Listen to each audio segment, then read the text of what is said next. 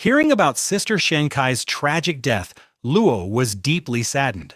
After a while, he went to see the place where she was buried. That same afternoon, on far north route number 78, Luo Fan arrived with Captain Yu. A cool breeze blew quietly across the empty road. Luo Fan slowly walked forward and then stopped. He sat there for a while, carefully observing the area before him. After remaining silent for a while, he softly said, "Sister Shen, Brother Li Luo, I came to visit you." Memories flooded his mind, the days when they worked together, laughing, joking, and fighting side by side through the danger and hardship. Those moments now seemed so close, yet so far away. He never imagined that the next time he visited her, she would no longer be here. Lu Fan's heart was heavy. He never imagined Sister Shenkai would leave the world in such a tragic way. Deep inside, he knew that if the old god had never appeared, so many of his comrades wouldn't have lost their lives. Shenkai would never have suffered such despair. As these thoughts raced through his mind, another memory suddenly surfaced. He remembered what the dragon-eating king had once said: "If we kill it before it awakens, we can completely destroy it." Lu Fan frowned slightly and spoke again to himself, as if calling out to something unseen. "Hey, I'm asking you, tell me, if we kill it before it fully awakens, do we have a chance to destroy it forever?" For a moment there was silence. Then the image of the dragon-eating king appeared in his thoughts. Lu Fan pressed harder, his voice stronger. "Answer, dragon-eating king. Tell me." Finally, a calm but evasive voice answered. "You want to kill the old god before he awakens? Don't dream, Lu Fan." Lu Fan's eyes narrowed slightly. "Why not? Last time, we managed to bring the status bone together and defeat the old god. If we could do it once, why not again this time?" The Dragon King replied softly, his voice echoing in Lu Fan's mind. "The old gods have two forms," he said. "One when they're asleep, and the other when they're fully awake. The strange thing is, when they're asleep, they're nearly invincible. They can't attack or move, but no one can harm them either." He paused before continuing. "The last time you and I were able to kill the bone god, it was only because he woke up too early. His full power hadn't yet gathered." Hearing this, Lu Fan frowned slightly. "So what does that mean? Should we just wait for him to wake up and do nothing?" The dragon-eating king replied in a serious tone. "Once he awakens, he will be more terrifying than ever. By then, his power will have fully returned. I fear only a Dragon King-level dragon will be able to face him." Hearing this, Lu Fan fell silent for a moment. Then he asked softly, "Is there really no other way?" After a pause, the dragon-eating king spoke again. "Although we can't directly kill the old god while he's sleeping, you can target something else." Lu Fan was confused. "What do you mean?" "You can destroy its vessel," the dragon said. Lu Fan was shocked to hear these words. "A mount? Which vessel are you talking about?"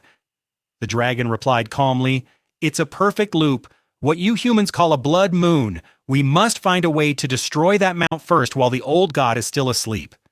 The Dragon King calmly explained to Lu Fan, "Before the old god fully awakens, if we manage to destroy his mount, his vessel, then the sleeping old god will surely awaken quickly, and when that happens, his power will be greatly diminished."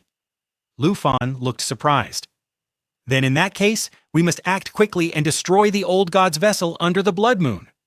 The Dragon King looked at him and smiled slightly. "Lu Fan, don't take it so easy. That monster is no ordinary creature. Once it fully awakens, even the combined strength of the 4 dragons in your region won't be enough to face it." Lu Fan listened to the Dragon King's words and was left stunned. "Is it really that powerful?" he asked. The Dragon King smiled slightly and replied, "If it weren't that powerful, how could it become the vessel of an old god? To kill it, you would need a dragon at the level of a Dragon King." It paused for a moment before continuing. "I do have the power to defeat it, but my strength hasn't fully recovered yet. If I awaken it now, there's a chance I might not be able to fight it." Lu Fan was shocked to realize that even the Dragon King could not defeat the creature in its current state.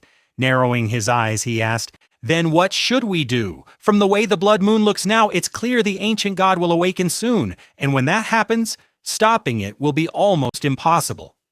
The Dragon King stared at the moon for a long moment, the crimson glow of the blood moon reflected in his eyes. Then he spoke calmly, "I can kill it, but only if I fully recover. Once my strength returns and I reach maturity again, it will be enough to deal with that monster. Bring me a life seed, and my wounds will heal instantly." Hearing this, Lu Fan hesitated for a moment. A thought crossed his mind. Is he trying to trick me into using the seed? The Dragon King looked at him and said, "So are you willing or not? I've already set aside my grievances with the Life Dragon King to help you fight the ancient god, and you won't even part with a single life seed?" Lu Fan's expression turned serious, and in the end he understood the truth of the situation. Right now, only the devouring Dragon King had the power to destroy the true body of the Blood Moon. He took a quiet breath and thought, I have no other choice. We can only rely on his strength now. Lu Fan thought for a moment and then said, I can give you a life seed, but I have one condition. The devouring dragon looked at him and asked, and what is that condition? Lu Fan replied sternly, after the remaining 2 summons are used and our contract ends, you must not harm any humans, and you must never attack my dragon companions. Hearing this, the devouring dragon suddenly burst out laughing. Do you really mean what I say? He said mockingly. Since when did you become so naive, Lu Fan? Lu Fan didn't back down.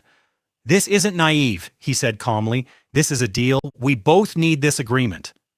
The devouring dragon stared at him with sharp, dangerous eyes as if plotting a deep plot. For a moment silence hung in the air, then he looked at Lu Fan again. A strange light slowly surrounded them, and the dragon said, Okay, I'll agree to this contract, but remember one thing, a guarantee. Do you really believe in such things, such promises? With those words, the dragon's presence slowly vanished, disappearing from sight. The next moment, Lu Fan returned to the real world. Everyone was waiting for him. Uncle Yu looked at him and asked, Are you all right? You looked lost in thought. Then he nodded and said, Okay, let's go. I'll introduce you to the commander. They all turned and walked back together. After a while, Lu Fan finally met the commander. As soon as he saw him, he burst out laughing, as if meeting an old friend after a long time. After all, they had worked together for years. You rascal, the commander said jokingly. You came here without telling me? Lu Fan laughed and replied, I just wanted to surprise you. I brought a bottle of 100-year-old wine especially for you. Drink it carefully. But before anyone could stop him, Uncle Yu grabbed the bottle and finished it in just a few gulps, drinking straight from the neck. After tasting it, he exclaimed, Wow, Lu Fan, this wine is amazing. It really has a kick. Then, becoming serious, he asked softly, Did they take you to meet Shenkai? Lu Fan nodded. Yes, they took me there. I went to say a final goodbye to Sister Shen. Uncle Toon placed a hand on Lu Fan's shoulder and said softly, In the barracks, the line between life and death is very thin. Things are quite calm right now, but if the old god's corpse awakens, there will be more tragic events like this. I just hope it doesn't weigh too heavily on you. Lu Fan looked at him with steady eyes. It hasn't weakened me at all, he said. If anything, it has made me stronger, strong enough to wipe out something like the old god from this world forever. Hearing this, Uncle Toon laughed lightly as he walked away. Well, I'm a little relieved to hear that. Still, Lu Fan understood that Uncle To wasn't entirely convinced. After a moment, Lu Fan looked up and said, I have an adventure diary that mentions an ice dragon. Can you help me verify these coordinates? Uncle To took the diary from his hand and opened it. After reading for a moment, his eyes widened in surprise. Oh, this place is actually Starfall Ice Lake. I've seen it before. Lu Fan was puzzled. Where is Starfall Ice Lake? Uncle To explained, pointing to the map. It's in the northernmost area, a very dangerous place. There's a strange kind of ion rain there. When it falls, it causes explosive damage that can penetrate defenses. It's very deadly. As Uncle To traced the route for him on the map, Lu Fan realized that the journey ahead would be far more dangerous than he had imagined. The Ice Dragon's path wasn't just a journey north, it was a step into one of the most dangerous regions in the world. Lu Fan asked if there was another way to get there. Uncle To explained, This lake is very wide. There's no other way but to go through, but I have a solution. But only then. Uncle Yu called out, Expert, come in. Hearing the voice, a man came in. He said, Commander, are you? What do you want to say? This man's name was Hu Ziwu, a level 72 Eye of Judgment reconnaissance expert from the 3rd Griffin Corps.